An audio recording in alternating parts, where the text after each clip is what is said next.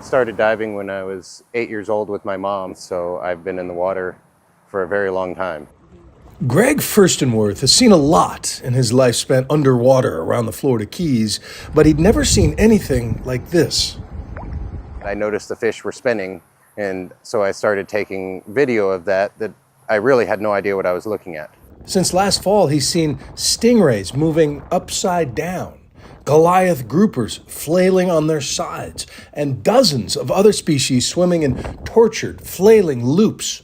Well, I mean, I've said that, it's like I'm in the middle of a disaster movie and I'm that guy yelling from, the mountaintop trying to get people to pay attention. State Fish and Wildlife officials and Florida's Bonefish and Tarpon Trust have logged nearly 200 incidents, with over 30 species acting this way, mostly in the lower Keys, but as far north as Miami.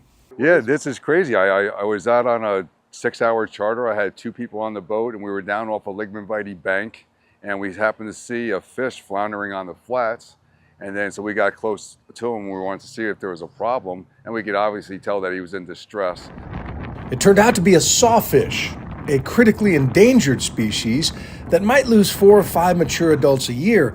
But in just a few months, at least 27 have beached themselves or died after intense episodes of what anglers are calling the spins.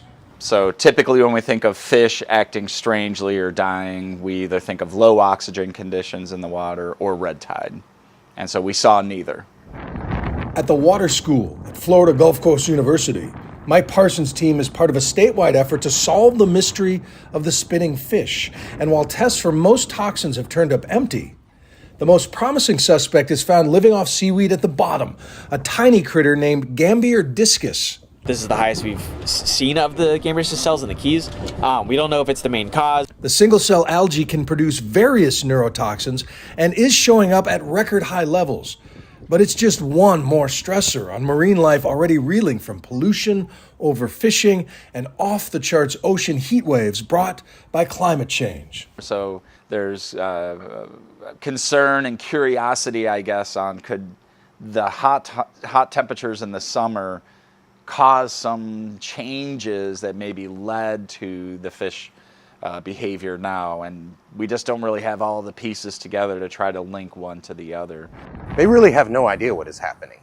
I mean, there is no concrete, conclusive proof of what is happening yet, and that is still to be determined, which is quite terrifying. It is scary, isn't it? It is, because if it continues, it's going to be the end of this ecosystem as we know it.